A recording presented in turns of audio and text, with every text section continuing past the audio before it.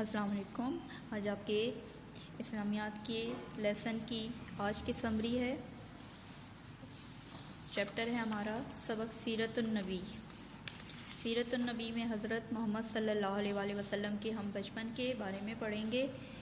पहले हमने अल्लाह ताला के बारे में लेसन में पढ़ा था, अब हम हज़रत मोहम्मद सल्लल्लाहु अलैहि वसल्लम के बारे में पढ़ेंगे। तो स्टार्ट में मैं आपको बता दूं, सबसे पहले हज़रत मोहम्मद सल्लल्लाहु अलैहि वसल्लम का जो नाम है वो किसने रखा। हज़रत मोहम्मद सल्लल्लाहु अलैहि वसल्लम का नाम उनके दादा हज़रत अब्दुल मुत्तलिब ने उनका नाम मोहम्मद रखा। दादा हज़रत अब्दुल मुत्तलिब ने उनका नाम हज़रत मोहम्मद रखा। क्या रखा? मोहम्मद। और वालदा हज़रत आमना ने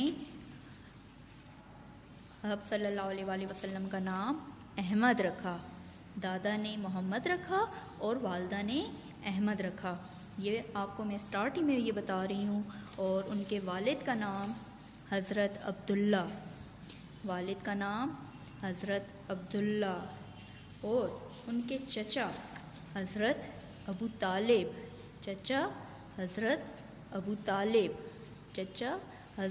तालिब।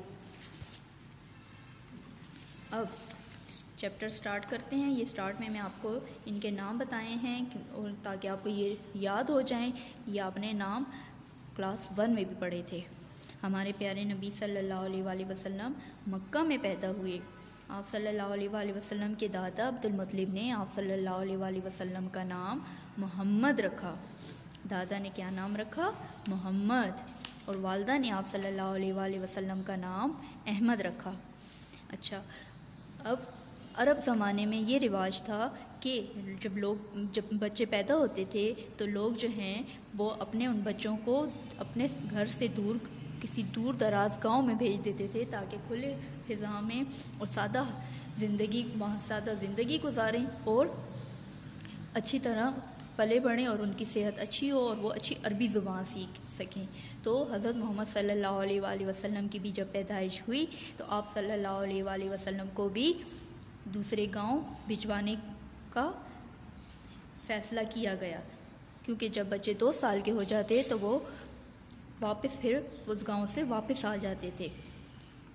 अब यहाँ रीडिंग में भी यही बात आपको बताई जा रही है। उस ज़माने में अरब के लोग अपने बच्चों को पैदा होते ही गांव भेज देते थे। गांव में ये बच्चे खूब खेलते, उनकी सेहत अच्छी हो जाती और वो अच्छी अरबी ज़ुबान भी सीख लेते। जब ये बच्चे 2 साल के हो जाते तो वापस अपने वालिदैन के पास आ जाते। हमारे प्यारे नबी सल्लल्लाहु अलैहि वसल्लम अभी कुछ ही दिन के थे कि गांव की औरतें मक्का से नौ मौलूद का मतलब है नए पैदा होने वाले बच्चे, जो न्यू बर्न बेबीज़ होते हैं, वो छोटे और छोटे बच्चों को लेने आईं। उन गांव की औरतों में बीबी हलीमा भी थीं। गांव की औरतों में कौन थी? बीबी हलीमा। गांव की औरतों में कौन थी? बीबी हलीमा। गांव की औरतों में कौन थी? बीबी हलीमा।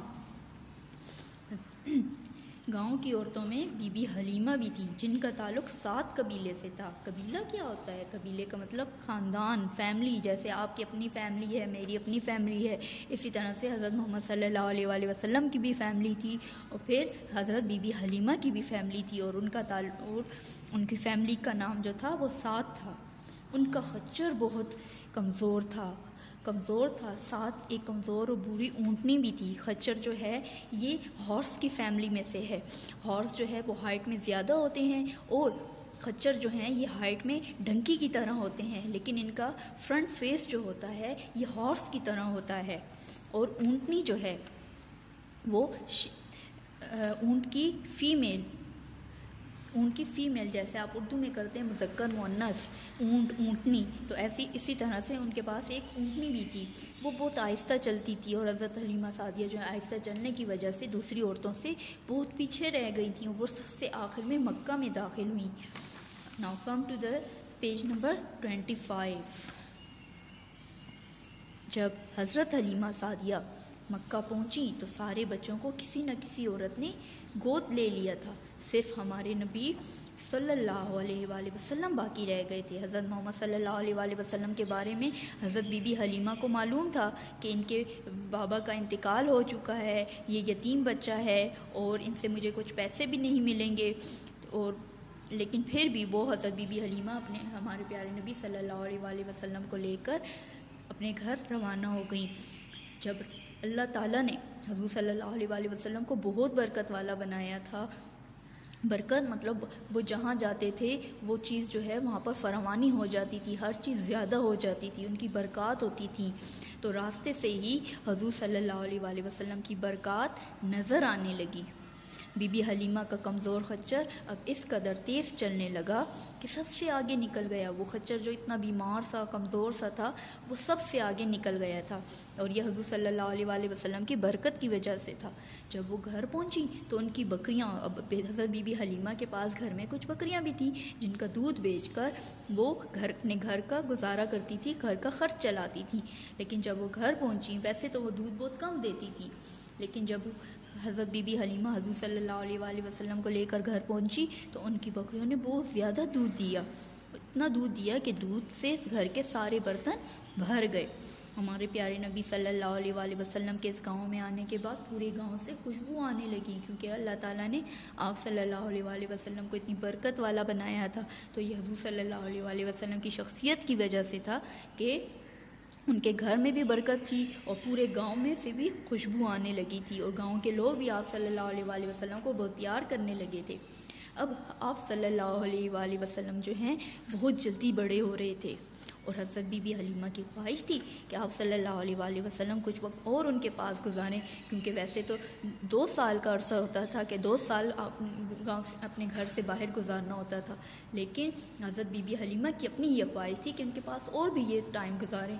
तो वो जब हज़रत मोहम्मद सल्लल्लाहु अलैहि वसल्लम को लेकर उनकी वालदा हज़रत आमना के पास गई तो उनसे इजाज़त मांगी कि इनको मज़ीद मेरे पास रहने की इजाज़त दी जाए, जिस पर हज़रत बीबी आमना जो थी वो मान गई, वो राज़ी हो गई और आप सल्लल्लाहु अलैहि वसल्लम को बीबी हलीमा लेकर वापस अपने घर आ गई। अब इस पैराग्राफ में भी यही सारी बात बता रही है, इसको रीड भी मैं अब कर देती हूँ।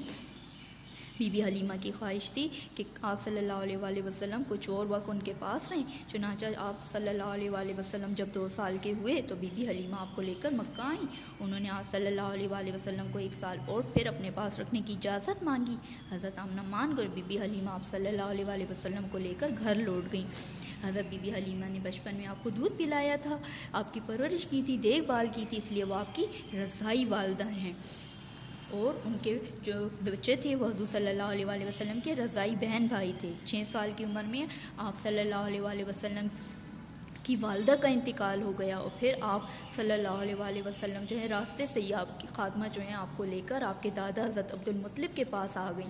दादा हज़रत अब्दुल मुत्तलिब भी आपसे बहुत प्यार करते थे और वो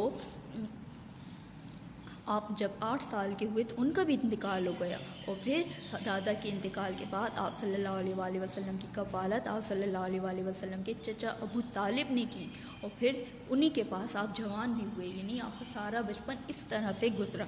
तो उम्मीद है आपको समझ आई होगी। आई होप कि आप इसको घर में अच्छे से रीड भी करेंगे और इसको और भी समझने की कोशिश करेंगे। नेक्स्ट लेसन में इंशाल्लाह आपको से इसकी एक्सरसाइज के बारे में हम बात करेंगे। Thank you. अल्लाह हाफ़िज़।